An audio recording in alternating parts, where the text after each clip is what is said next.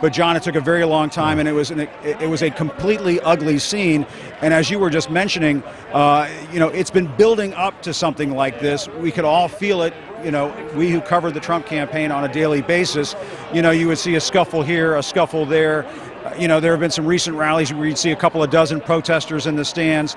Those folks might lock arms, and it might be difficult for law enforcement or security to get them out of here. But what we saw tonight as it was building up to this, John, I saw a whole section of protesters, several hundred protesters just behind me right here. That is why you started to have this volatile mix, because it was just impossible for the security here to get those people out of here. Now, I understand outside of the arena right now, you still have some protests going on. You might even have some back and forth going on with police. But inside this arena right now, John, I can tell you things are much calmer. It is a dramatically different scene than what we saw break out here about 45 minutes ago, John. Jim, stand by. Let me read you the actual statement from the Trump campaign as to what happened. It says, Mr. Trump just arrived in Chicago and after meeting with law enforcement has determined that for the safety of all the tens of thousands of people that have gathered in and around the arena, tonight's rally will be postponed to another date. Thank you very much for your attendance, and please go in peace. And just a few minutes ago, we got a statement from the Chicago Police Department itself telling us that as of now, no arrests have been made and no one injured. And I hope that does remain the case. And we're lucky if that is the case based on some of the tension and the clashes that we saw inside that arena. That's video from earlier on the left-hand side of your screen. On the right-hand side is picture from right now outside the arena where thousands of people, I mean, it was hundreds before, now it's thousands of people are gathered. There were people outside the arena for hours and hours, and now there are even more as people are leaving the arena. Jim, just to be clear about one thing, we were watching those pictures from inside. There were hundreds, again, if not thousands, of anti-Trump protesters inside this event. It's clear what happened at this event is that people protesting Trump infiltrated it. They were inside there. They were waiting for Donald Trump to take the stage to protest them. And to a certain extent, a lot of what we're seeing on the left-hand side of the screen in this video is them, these people protesting against Trump who got in there in enormous numbers. That's right, and we saw this building up throughout the day. There were announcements, news stories playing out in the local media all day long from Latino groups, from civil rights groups, from progressive groups, Muslim American groups here in Chicago, saying that they were going to try to disrupt this rally or at least protest this rally. And you saw hundreds of those people from those groups coming in here essentially to stage what was supposed to be, I think, a peaceful protest of this Trump rally. But because of the numbers of people, the volatile mix here, because of the clashes with the Trump supporters, that is why things spiraled out of control here. And as you were saying earlier, John, we've seen this build up over time, over the course of the last several weeks. This is something that I think the Trump campaign could have expected. John, you've been to Chicago many times, just like I've been to Chicago many times. This is not the only venue in Chicago where you could hold a rally. This is the University of Illinois at Chicago. It's one of the most ethnically, religiously diverse areas of the whole city. There are areas outside of Chicago, the collar conservative counties, a bit more Republican, where you have arenas, auditoriums, and venues and so forth, where you could stage a rally and probably not have what unfolded here tonight, which was total chaos. The whole situation was completely out of control. Law enforcement did not have a handle on it. The private security did not have a handle on it.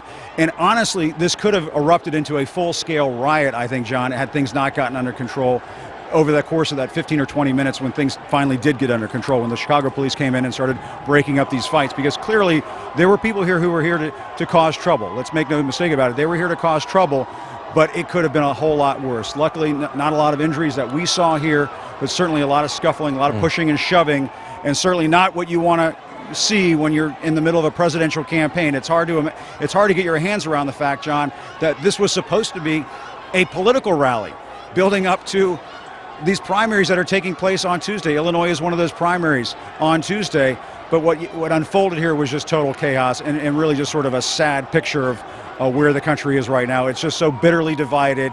The atmosphere is so poisonous. People are just so on edge.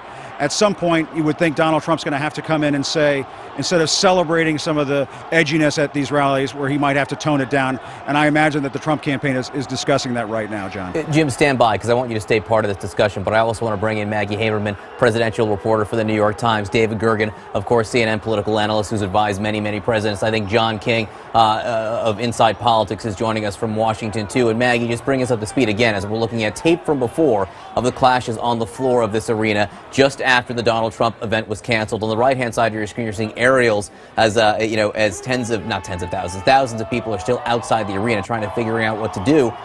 But Maggie, this is not happening in a vacuum. I mean, this event, a lot of what we're seeing now was caused by protesters against Donald Trump, but their anger is not, again, in a vacuum. There has been rough stuff at Trump events from Trump supporters in recent days. There's also been rough stuff suggested from the candidate himself over many weeks. I mean, I remember Trump at the end of February at a rally in Las Vegas talked about a protester who was taken out. He claimed, I don't know if this is true or not, but he claimed that guy was swinging punches, he was misbehaving, and Trump said, and I've never seen this before from a presidential candidate, let alone somebody who is on track to be the nominee, as he is right now, I'd like to punch that guy in the face. That is what Trump said. It got very undercovered because it was in the midst of all sorts of other things going on. Trump has said things like that. He has lamented the good old days. He did this again in North Carolina the other day when a protester was sucker punched by one of Trump's supporters. So there is a physics law here. For every action, there is an equal and opposite reaction. Trump has on the one hand said, I don't condone this. He has on the other hand said, these guys started it, and therefore that's what happens. Let me just show the video of what Maggie was just talking about right there, the punch at this event in North Carolina, where a Trump supporter, you can see it right here, just out and out sucker punches a protester right there, and that man is facing charges now. The Trump campaign, disavows any contact with this man, says what that man does is not our fault, but again, this is the type of thing that has been happening at some of these events, and Donald Trump himself says he would like to Trump punch protesters in the nose. John King, who joins us, I think, from Washington right now, and like all of us, John, you've covered a lot of political events, a lot of political rallies. I've never seen anything like what we just saw tonight. I've never seen an event canceled at the last minute where the candidate doesn't take the stage because of conflict. Right, and Maggie makes a key contextual point. Look, as Jim Acosta said, a lot of these protesters came up. They wanted to be on the news. They not only wanted to make a political statement against Donald Trump. They wanted to disrupt his event. So they came with the motivation of causing a problem. The question then is what happens after that and what tone does the candidate set? It's not Donald Trump's fault, quote unquote, that people want to protest him. That is their right, and it's his right to have his positions on the issues. But because he has repeatedly, as Maggie noted, essentially said, I'd like to punch this guy, or the old days we'd rip him out of his seat, or he's used strong language against them. That does set a tone for many of his supporters. And when you see that guy get up out of the seat and sucker punch a guy who's being escorted out of the arena, again, Donald Trump didn't tell him to do that, but maybe the guy's followed the news coverage and heard Donald Trump say several times, I wish I could do it, or it's okay, he said earlier, when some Black Lives Matter protesters were at one of his events, it was okay to rough the guy up a little bit. This is a test for Donald Trump. He's never been a politician before. As Maggie noted, at the moment it looks like he's on a path to be the nominee of the Republican Party. He is, whether he gets the nomination or not, at the moment a leading spokesman for the Republican Party and the leading spokesman for his many followers who are, new people are coming to vote in America. That's a good thing, right? We want more people to participate and to vote. But this is a test of his leadership now to say, okay, these people disagree with me. These people have every right to be in the streets. To try to talk to them. At a moment when his biggest challenge, immediate challenge, is trying to unify the Republican Party, when he looks at these pictures, he should probably have the message that there's a bigger unification, a bigger unity, a bigger, at least, step back and break the ice here somehow, break the tension challenge for Donald Trump. What you do see is successful protests tonight. I mean, these protesters went to this event to make their voice heard, perhaps to disrupt it, and it worked. Donald Trump canceled the event. David Gergen, you now think Donald Trump needs to do something. He needs to get out in front of this. I guess it's not in front now because it's already happened. He has to make a statement.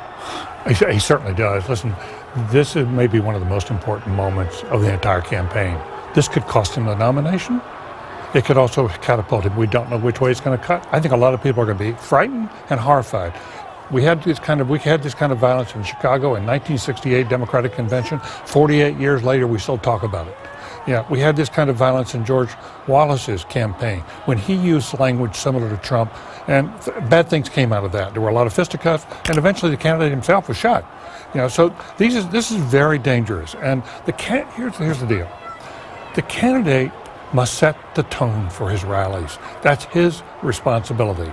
As Maggie has pointed out, as others have said, he has set a tone that encourages his supporters to go after and punch people, and it naturally draws out bigger and bigger protests, and it sets the stage for this kind of incendiary climactic moment. And so this is a test of his leadership to be president, to show that he can unify in the way he claims. And so what he has to do, I think he has to go to the country tomorrow, no later than this weekend, and make it clear that while he wants to have rallies, it's critically important that they be peaceful, that people come in peace, and they leave in peace. Meg, you've been covering Donald Trump for a long time. Do you have any sense that that's the type of thing he might do when just earlier today he was saying sometimes you need to fight back at these rallies? I'll do you one better. I spoke to him at about 6 o'clock our time, so that was 5 o'clock in Chicago. And when he was on his way to this rally, he gave no indication that there was going to be a cancellation. He told me that he was expecting it to get rough, in his words, but he did not think that they had warning that there were going to be a lot of protests. But he at no point mentioned sort of what was coming. It was clearly on his mind. I do not believe that he is going to go do something that is completely counter to his message and say, and we have seen Donald Trump at various points in this campaign say one thing and then say a completely different thing. So he will say, I'm a unifier, but I want to punch that protester in the face. I don't think that he is going to say something that is going to be something of a message of harmony tomorrow. He does, however, as David says, and as John says, he is going to have to address this